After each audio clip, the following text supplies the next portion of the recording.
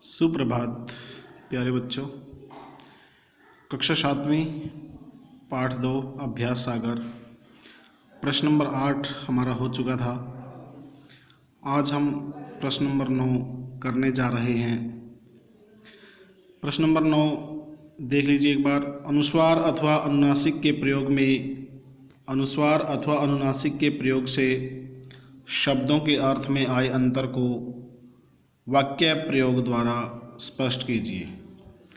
अनुस्वार लगाने से अथवा अनुनासिक लगाने से शब्दों के अर्थ में क्या अंतर आता है, उस अंतर को आपने एक वाक्य में प्रयोग करके स्पष्ट करना है। जैसे गधा है यहाँ पर और यहाँ है गंदा, तो गधा और गंदा, गधा शब्द को जब आप वाक्य में प्रयोग करोगे और गंदा शब्द को जब आप वाक्य में प्रयोग करोगे तो जो उनके अर्थ में जो अंतर आता है वो स्पष्ट हो जाएगा। जैसे गधा, सोहन ने एक गधा खरीदी। गंदा, बच्चों ने सारा घर गंदा कर दिया। अब यहाँ पर गधा एक वस्तु है।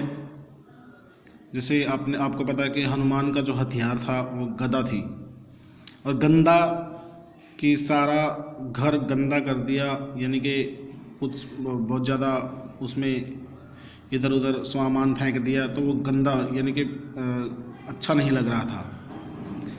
बाधा, मैं बाधा में हूँ। बाधा का अर्थ होता है मुसीबत। मैं मुसीबत में हूँ, मैं बाधा में हूँ।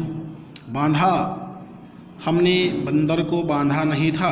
बांधना, रस्सी के द्वारा किसी चीज़ को बांधना। गोद, तुमने एक बच्चा गोद लिया है। जैसे हम किसी बच्चे को अपना लेते हैं, दूसरे के बच्चे को हम अपना लेते हैं तो उसको गोद लेना बोलते हैं, गोद में लेना। और गोंद, गोंद होता है किसी वस्तु को चिपकेने वाली चीज़ होती है गोंद। गोंद कहाँ है?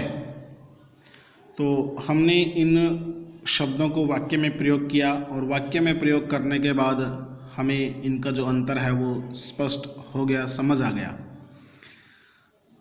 प्रश्न नंबर 10 है, नीचे दिए गए वाक्यों को है और हैं, है जिसमें अनुस्वार नहीं है एक वचन, हैं जो बहुवचन है, अथवा हो शब्दों का प्रयोग करते हुए पूरा कीजिए।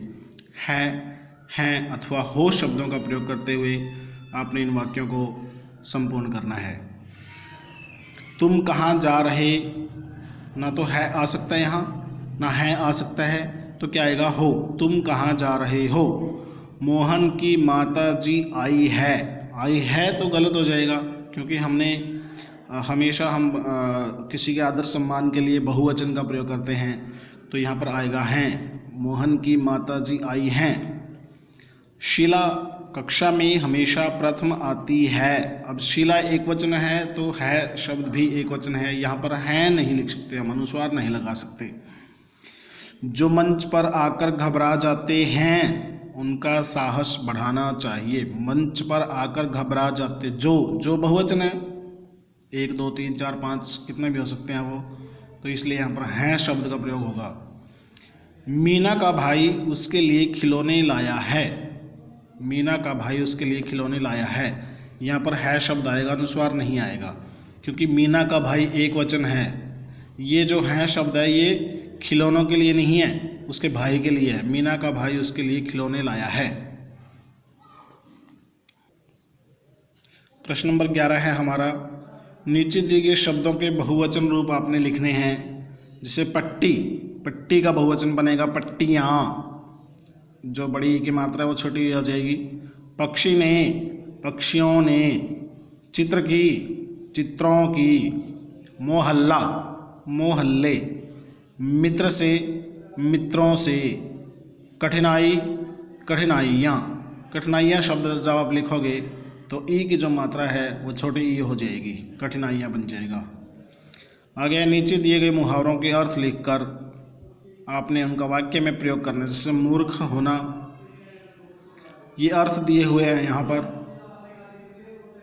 मूर्ख होना, गुस्सा करना, तंग करना, हार जाना, बहुत परिश्रम करना, वास्तविकता का पता लगाना।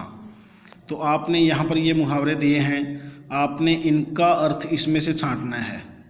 जो ये कोष्ठक दिया हुआ है, मंजूषा दो दी हुई है, इन मुहावरों का अर्थ आपने इनमें से छांट करके लिखना है और आपने वाक्य प्रयोग करना है। वाक्य आप अपनी मर्जी से बना सकते हो। जैसे दांत पीसना का अर्थ होता है बहुत गुस्सा करना, मुंह की खाना हार जाना, अक्ल का दुश्मन मूर्ख होना, आंखें खुलना वास्तविकता का पता लगाना। आंखें खुलना मतलब क्या होता है? वास्तविकता का पता लगना, कि हम कहते हैं कि हाँ राम को ये जब पता चला तब उसकी आंखें खुल गई, यानी कि उसको वास्तविकता का पता चल गया। कोल्हू का बैल बहुत परिश्रम करना, नाक में दम करना बहुत अधिक तंग करना। प्रश्न नंबर 13 है बच्चों आपका, जैसे आपने ये पाठ नाटक जो पढ़ा, तो प्रश्न नंबर 13 आपका एक पत्र है जिसमें आपने अपने मित्र को पत्र लिखना है कि आपने भी अपने स्कूल में किसी नाटक में भाग लिया और नाटक में भाग लेने के बाद आपका दोस्त कोई संवाद भूल जाता है, तो फिर नाटक में जो कुछ होता है उसके बारे में आपने अपने मित्र को पत्र लिखना है। तो सबसे पहले तो आपको पता होना चाहिए कि ये पत्र औपचारिक है अथवा अनौपचारिक है। बच्चों, औपचारिक और अनौपचारिक पत्र पता करने के बाद फिर आपने ये पत्र अपनी मर्ज़ी से अपने आप स्वयं ट्राई करना है। कल मैं आपको बता दूंगा इसके बारे में। धन्यवाद।